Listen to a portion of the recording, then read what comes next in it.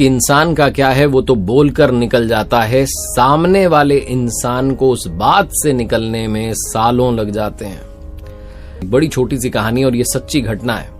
हमारे देश के मुख्य चुनाव आयुक्त रहे टी.एन. शेषन साहब अपनी आत्मकथा में लिखते हैं, उन्होंने बताया था कि एक बार हम छुट्टियां मनाने के लिए मसूरी जा रहे थे, उत्तर प्रदेश के रास्ते से जा रहे थे। परिवार मेरा साथ में था, तो पत्नी ने सड़क किनारे बाहर की तरफ देखा कि बया के घोंसले जो हैं पेड़ों पर लटक रहे हैं। तो उन्होंने इच्छा जाहिर की कि घोंसला जो एक लेकर के चलते हैं, 2 घोंसले लेकर चलते हैं, घर में सजावट के काम आएंगे। तो हमने अपनी कार रुकवा दी, ड्राइवर से कहा कि जाओ जाकर के घोंसला उतार लाओ। ड्राइवर गए बाहर और जाकर के उन्होंने देखा कि पेड़ की ऊंचाई काफी थी, तो घोंसला उतारने में दिक्कत आ रही थी। तो सिक्योरिटी वाले जो थे साथ में, उनसे कहा कि भाई आओ आप भी एक बार। वो भी गए।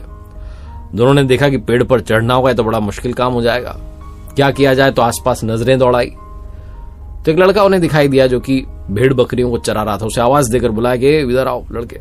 लड़का आया, उसे कहा ये घोंसला उतार दो। उसने कहा साहब मैं नहीं उतारूंगा, चला गया। फिर इनको लगा कि अजीब लड़का है, घोंसला नहीं उतार रहा। फिर बुलाया इधर आओ, ये 10 रुपए लो, अब उतार दो। लड़के ने कहा साहब कहा ना मैं नहीं उतारूंगा। फिर से चला गया, भेड़ बकरी चराने लगा। इन दोनों ने आपस में डिस्कस किया कि क्या किया जाए, थोड़ा पैसा बढ़ा देते हैं। तो फिर से आवाज दी, बच्चे इधर आओ, 50 रुपए लो, अब उतार दो। उस लड़के ने कहा साहब आप समझ ही नहीं रहे हो, मैं आपसे कह रहा हूं मैं घोंसला नहीं उतार सकता, मैं उतारूंगा नहीं।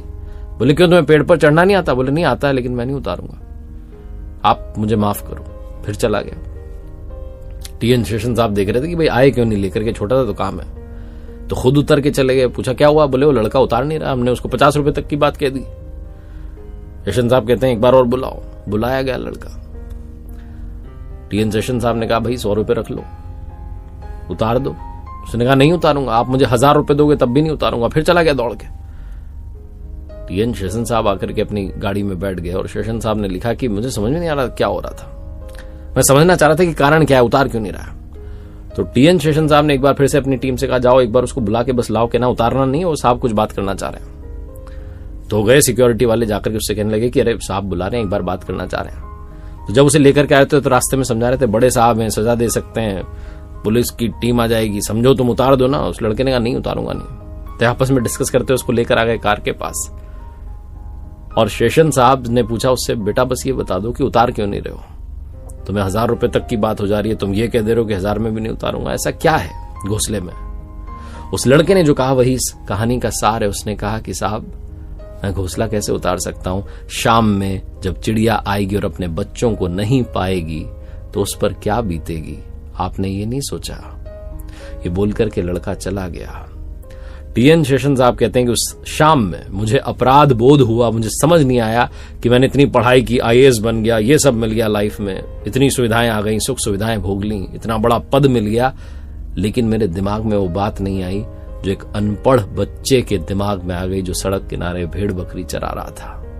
मैंने सिर्फ पत्नी की इच्छा सुनी और उसके पीछे चल पड़ा, ये नहीं सोचा कि आगे क्या होगा।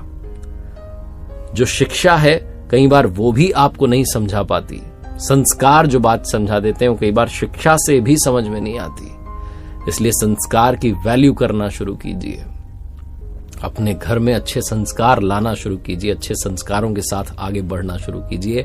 और जैसा मैंने कहा कि आपकी वाणी से कभी किसी को चोट ना पहुंचे, आपके व्यवहार से कभी किसी को चोट ना पहुंचे, इस बात का ख्याल रखिए कि इंसान का क्या है, वो तो बोल के चला जाता है, सामने वाले को उस बात से निकलने में कई साल लग जाते हैं। तो ऐसा कुछ मत बोल देना जिसकी वजह से सामने वाला परेशानी में रहे।